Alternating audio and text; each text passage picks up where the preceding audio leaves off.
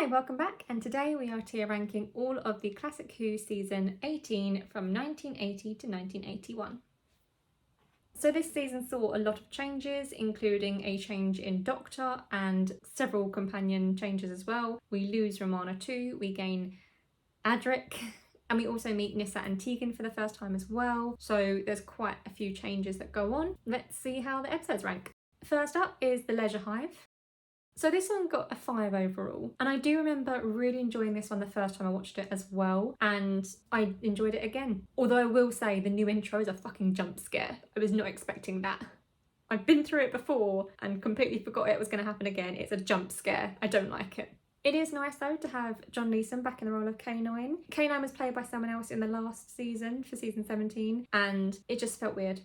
Nothing against the actor who did it, it just felt weird not having John Leeson's voice playing him. So this serial I thought was a fun, interesting one and a really nice one for the start of the season as well. And I really love how Mina, the leader of this group who run the Leisure Hive, the intent with the Leisure Hive wasn't just the survival of her own people and her own species, it was actually to detract other people from war. She wanted to ensure that no wars that affected her people affected anyone else again. She didn't want other people making the same mistakes that hers did. So I like that it wasn't just a selfish reason for the Leisure Hive existing. It was very much a let's try and help other people and teach them that war isn't the answer sort of thing as well, which was really nice to see. I still don't understand why the not son was evil. I just don't understand that. If she was the one who raised him, I don't understand why he was evil. But, you know, plot's got a plot, right? So I did like the twist that wasn't actually her son though. It was nicely done. Other than that, the Famazi looked fairly bizarre, but you know what? I think it was nicely done. I have no complaints about it, except for one of those Famazi lizard people was hiding inside of a human disguise. And let's face it, there is no fucking way that that thing was getting inside of a human disguise, okay? I didn't see a little collar around his neck like the Slitheen wore to shrink him down and compress him. No. There was no way he was fitting inside that human disguise, all right? But other than that, it was a good episode. So I'm going to put this one into Fantastic. It was a nice start to the season and it was a fun ride, so. And the MVP for the serial is Mina. Next up is Meglos. So I don't remember actually enjoying this one the first time around, but the second time around, clearly I did because I gave it a 4 overall.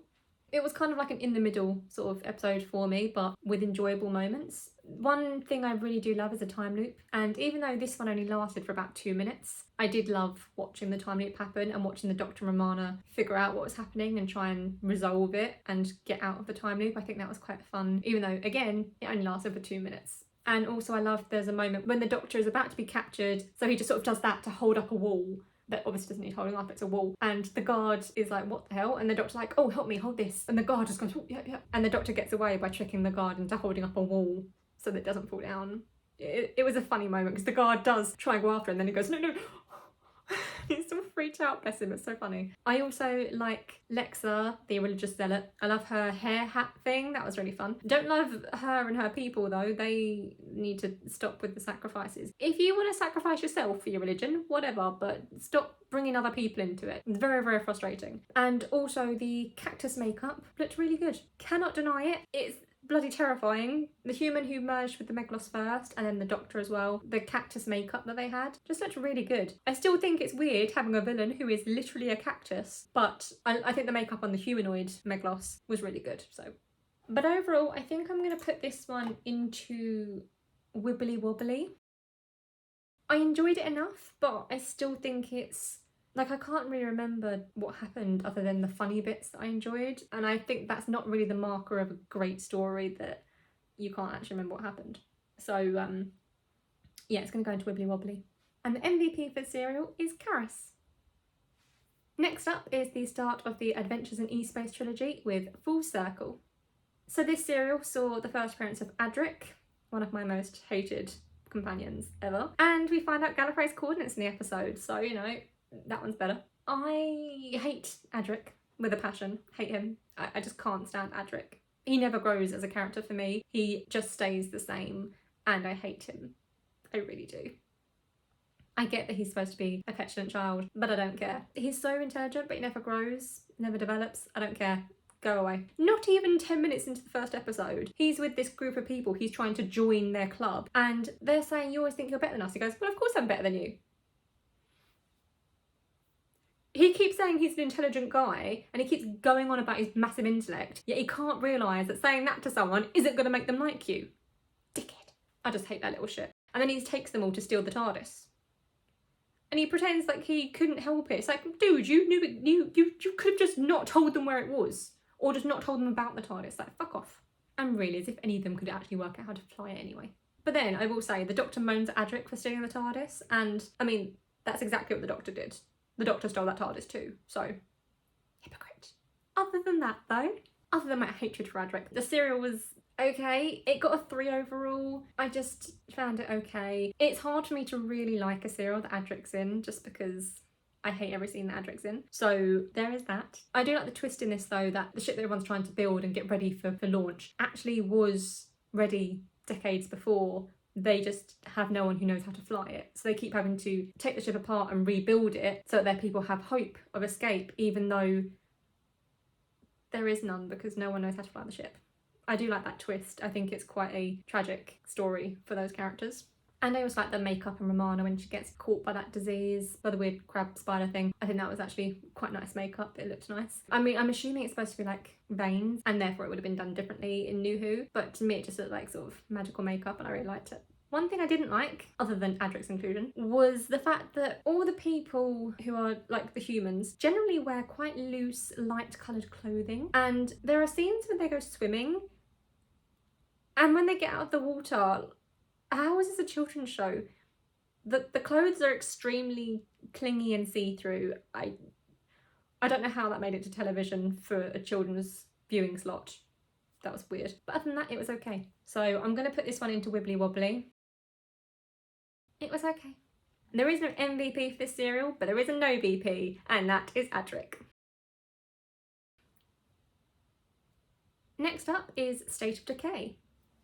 So this is the second of the Adventures in E-Space trilogy.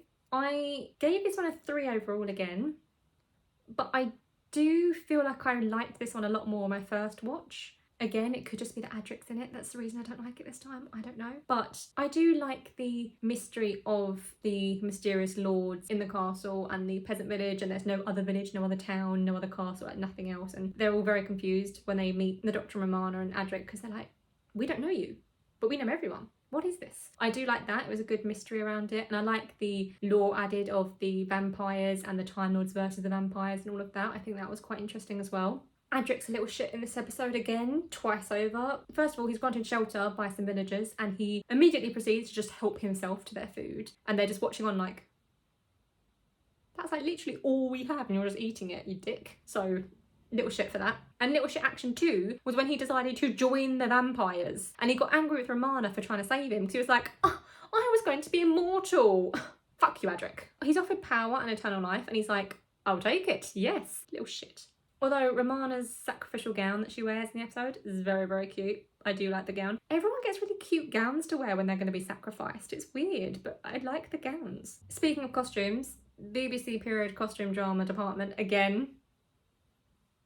Banging. Absolutely gorgeous costumes. I love the look. Camilla was serving looks the whole time. Loved it. Zargo, however,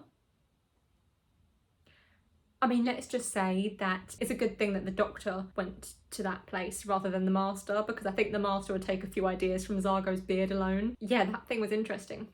That was a choice.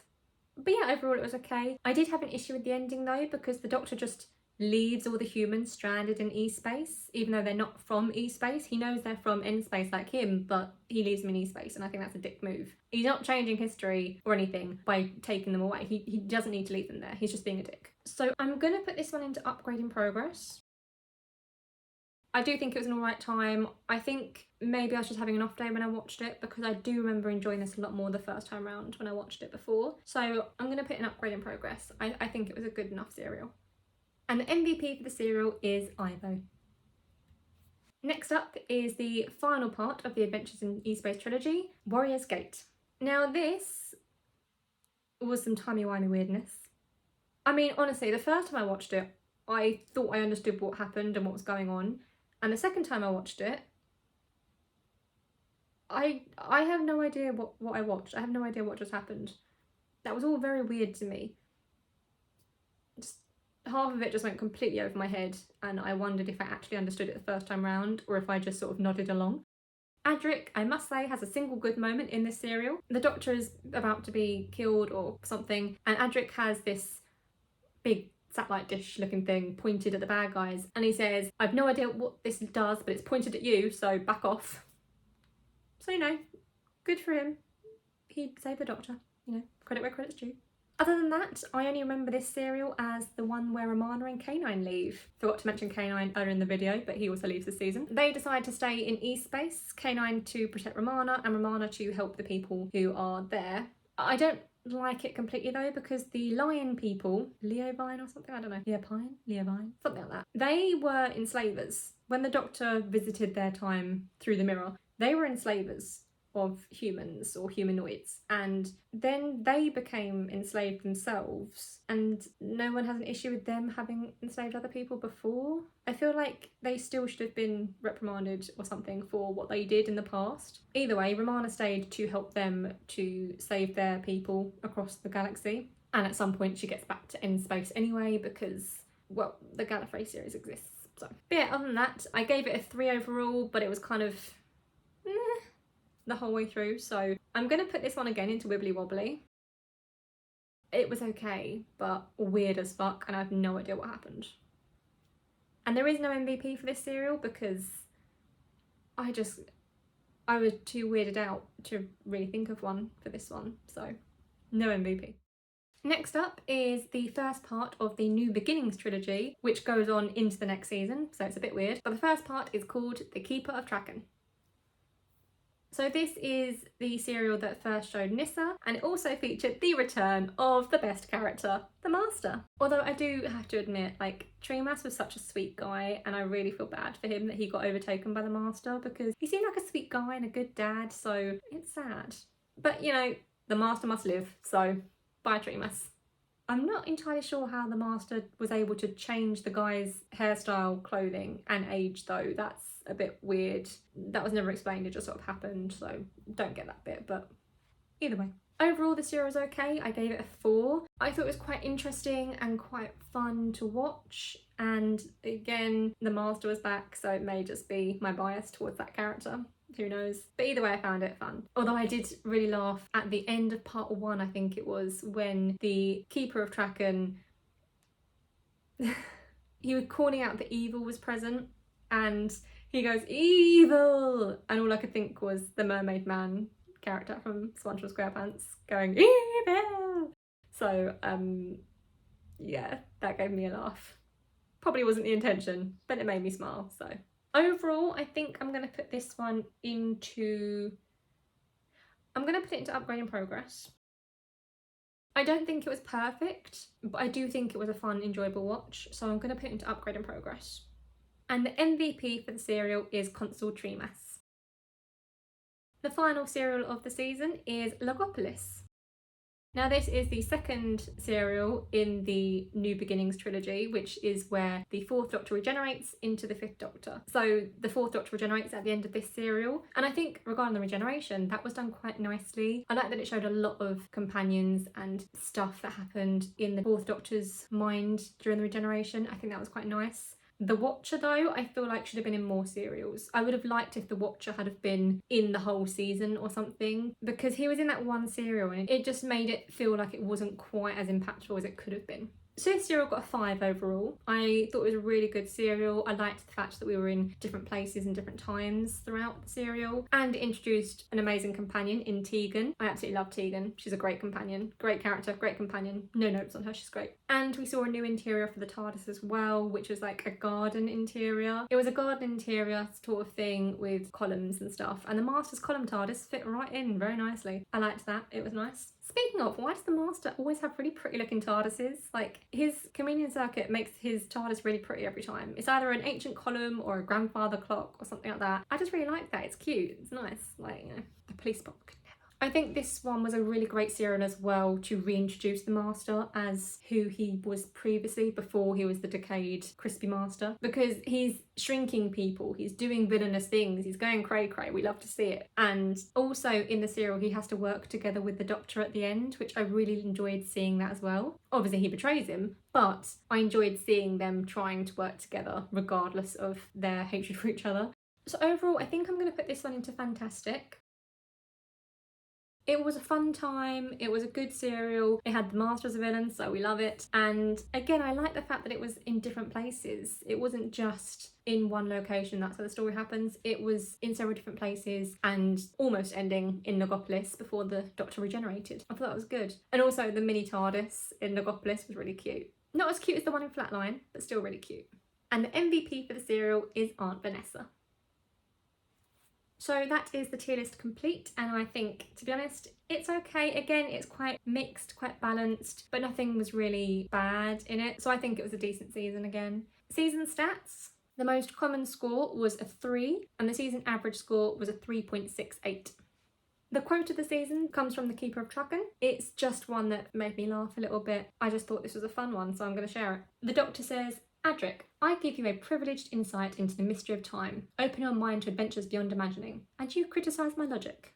And Adric says, No, I'm just saying that a lot of the time you don't really make sense." It's quite apt for the Doctor-companion relationship, and again, credit where it's due, Adric came back with a snappy line there. But that is season 18 ranked and rated. Tell me your thoughts in the comments below, and I will see you next time for season 19.